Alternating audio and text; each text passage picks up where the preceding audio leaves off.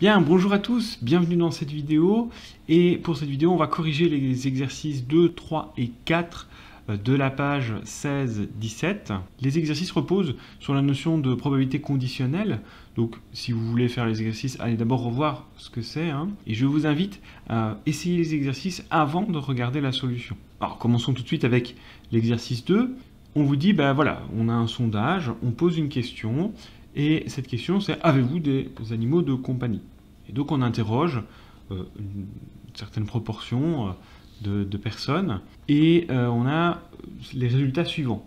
420 femmes et 80 hommes ont déclaré avoir des animaux. Et parmi les personnes interrogées aussi, on a que 100 femmes et 350 hommes ont répondu, là, cette fois, ne pas avoir d'animaux de compagnie. Dans cet exercice, on suppose que toutes les personnes ont répondu à la question par oui ou par non, parce qu'on n'a pas de toute façon plus d'informations que ça. Alors on va commencer par construire un tableau représentant les données, parce que c'est le tableau qui sera l'outil le plus facile pour répondre aux questions sous la forme de probabilité conditionnelle. Donc comment je construis un tableau? On remarque qu'on a ici un premier critère qui est soit femme, soit homme, et puis un deuxième critère qui peut être avoir des animaux de compagnie ou ne pas en avoir. Et donc je vais le représenter comme ceci. Sur la ligne, je vais présenter les femmes et les hommes. Alors je vais utiliser la lettre H majuscule pour l'événement tombé sur un homme, F majuscule pour femme, et puis bien sûr on notera le total. Et de l'autre côté, on sait qu'on peut avoir soit des animaux, soit ne pas en avoir, et de nouveau on peut y inscrire le total. Alors, si on reprend un peu les données, on nous dit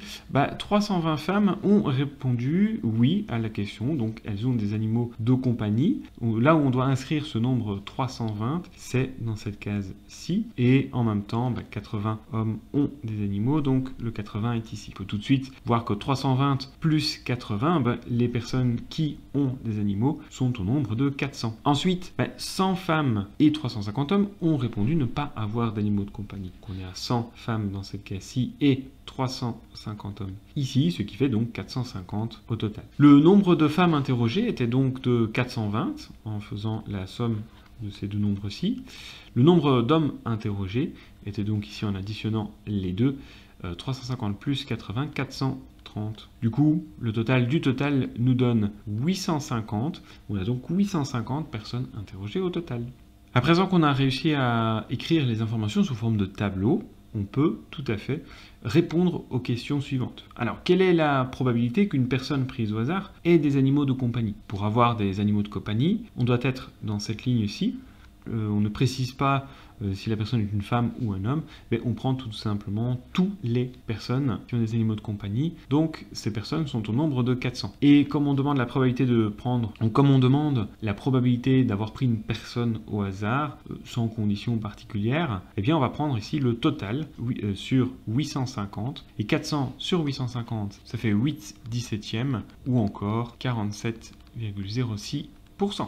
Maintenant, question, parmi les personnes interrogées, quel est le pourcentage de femmes ayant un animal de compagnie? Ici, de nouveau, on n'a pas d'hypothèse particulière. Bien qu'on dise parmi les personnes interrogées, oui, mais toutes les personnes interrogées sont des personnes interrogées. Donc ce n'est pas une hypothèse particulière. Quel est le pourcentage de femmes ayant un animal de compagnie? On doit donc regarder les personnes ayant un animal de compagnie et qui sont une femme, c'est-à-dire les 320 personnes qui sont ici, divisé par le 850 puisqu'on regarde sur le total. Ce qui donne à la simplification maximale 32,85e. En pourcentage, on arrive du coup à 37,65% environ. Question D, cette fois, parmi les personnes ayant un animal de compagnie, quel est le pourcentage de femmes? Cette fois-ci, nous avons une hypothèse. L'hypothèse est que la personne qu'on a choisie, on sait qu'elle a un animal de compagnie. On regarde ceux qui ont un animal de compagnie, donc parmi les 400 personnes, quel est le pourcentage de femmes? Donc on va regarder 320 sur les 400 personnes, que l'on peut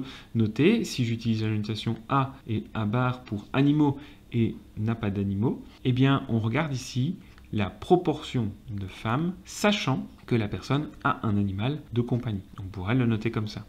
Du coup, ça nous donne bien 320 sur 400, ce qui nous fait 4/5 ou encore 80%. À la question suivante, on nous dit, parmi les hommes, quel est le pourcentage qui n'a pas d'animaux de compagnie? Donc ici, l'hypothèse, ce qu'on suppose, c'est que on regarde les hommes, on regarde uniquement les hommes, donc on va regarder ces 430 personnes, et parmi ces 430 personnes, quelle est du coup la proportion qui n'ont pas d'animaux de compagnie? Eh bien, ils sont 350 sur les 430. On peut le noter aussi comme parmi les hommes, donc sachant qu'on a un homme, quelle est la probabilité de ne pas avoir d'animaux? Donc on peut l'écrire comme la probabilité de 1 bar, sachant H, et donc on arrive à 350 sur 430, 35 43e, ou encore environ 81,4%. Bien, essayons tout de suite l'exercice 3. On nous dit, on voudrait savoir si le fait d'être fumeur augmente le risque d'avoir une maladie pulmonaire. On dispose des résultats suivants après enquête auprès de 20 000 personnes. Pour répondre à cette question, de savoir si le fait d'être fumeur augmente le risque d'avoir une maladie pulmonaire, on peut s'aider de chiffres, comme ici, mais ce qui va être le plus important, c'est d'être capable d'utiliser la probabilité conditionnelle. C'est ça qui répond à ce genre de questions. En fait, en général, les probabilités conditionnelles permettent de répondre aux questions du style « est-ce que ça est dépendant d'autre chose ? Est-ce qu'il y a un lien entre ça et ça ?» Bien, alors on va répondre aux questions A, B et C, et puis nous reviendrons à cette question un peu plus tard. Alors vous voyez, ce tableau mentionne un peu tous les chiffres, les personnes malades fumeuses, les personnes saines fumeuses, etc. etc.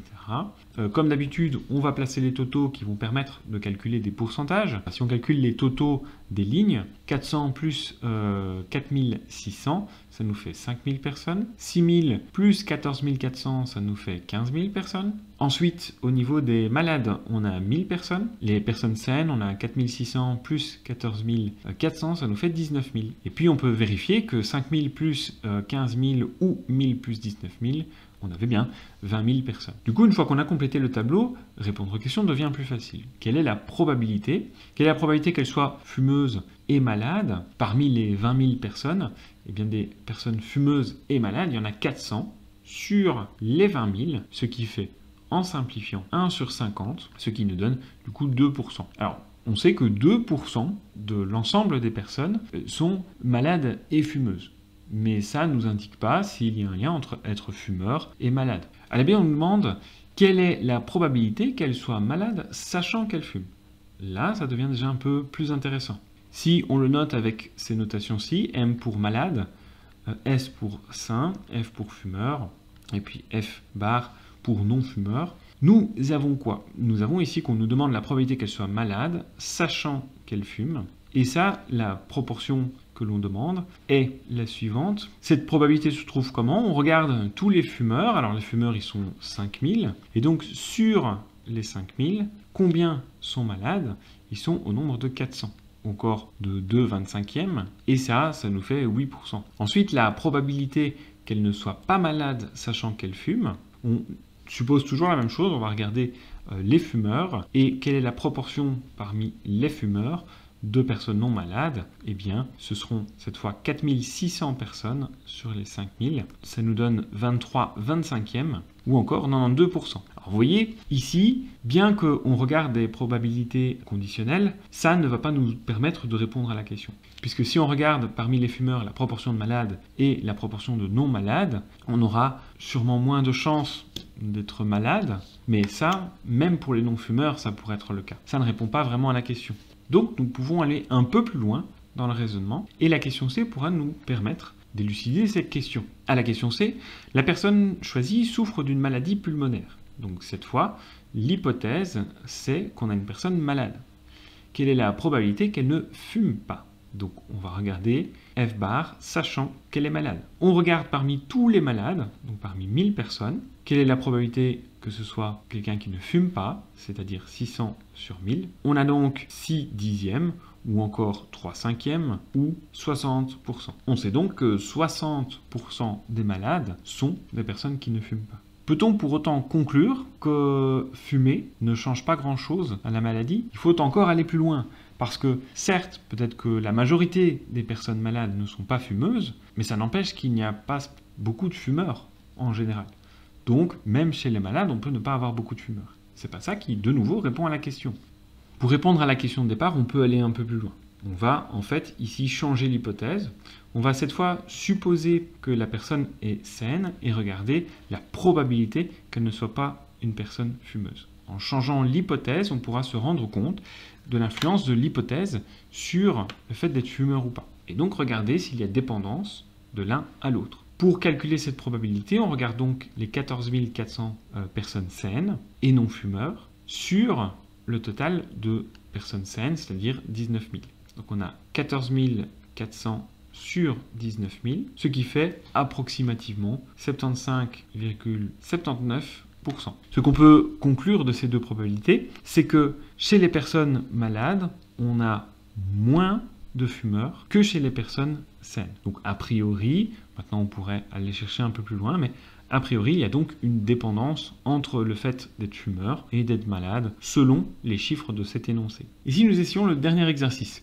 Alors dans une école de 600 élèves, donc déjà le premier chiffre qu'on nous donne, mais ça va sûrement être le total, puisque on nous dit, bon, on a 600 élèves et parmi eux, 79% réussissent en français, 84% réussissent en néerlandais et 70% réussissent dans les deux cours. On demande d'illustrer d'abord dans un premier temps, par un tableau, la situation.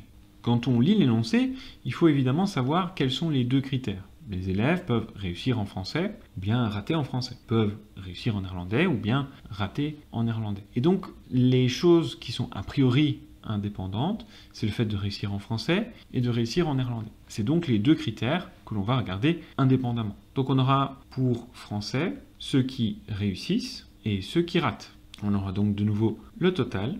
Et de l'autre côté, pour néerlandais, on aura aussi ceux qui réussissent et ceux qui ratent. Et de nouveau, on inscrit le total. On a donc notre petit tableau qui est préparé. On sait qu'il y a 600 élèves en tout. 79% des élèves réussissent en français. 79% de 600, ça nous donne 474. D'un autre côté, 80% des élèves réussissent en néerlandais et 84% de 600, ça vous donne 504. On peut aussi ajouter que 70% des élèves réussissent les deux, ce qui nous donne ici 420. Nous avons donc utilisé toutes les données de l'énoncé, il ne reste plus qu'à compléter le tableau case par case. Sur les 600 élèves, 504 réussissent en néerlandais, donc 96 ratent en néerlandais. En français, 474 ont réussi sur les 600, donc 126 ratent en français. Sur les 504 personnes qui ont réussi néerlandais, 420 ont réussi français, donc 84 ont raté français. On peut compléter de la manière suivante, pareil, pour arriver à 474 de 420, on ajoute 54. Ensuite, pour arriver à 126 de 84, on ajoute 42. Et à présent, on peut tout simplement répondre aux questions. Donc, sachant qu'il a raté en néerlandais, ça veut dire qu'il fait partie de ces 96 personnes-ci. Et pour qu'il réussisse en français, il doit faire partie des 54 personnes ici. La probabilité est donc de 54 sur 96. Ce qui nous fait 9/16e, ce qui nous fait 9 chances sur 16, ou encore 56,25%. Sachant qu'il a raté en français, ça veut dire qu'il fait partie des 126 personnes ici. La probabilité qu'il rate aussi néerlandais, eh bien il faudrait qu'il fasse partie des 42 personnes ici. Donc on est à 42 sur 126, ce qui fait 3 chances sur 14, ou encore 21,43%. Voilà, c'est la fin de la vidéo. J'ai corrigé tous les exercices que je voulais corriger dans cette vidéo. J'espère que ça aura pu vous aider si vous aviez fait les exercices avant. Voilà, je vous souhaite donc une bonne journée et une bonne semaine à vous. À bientôt!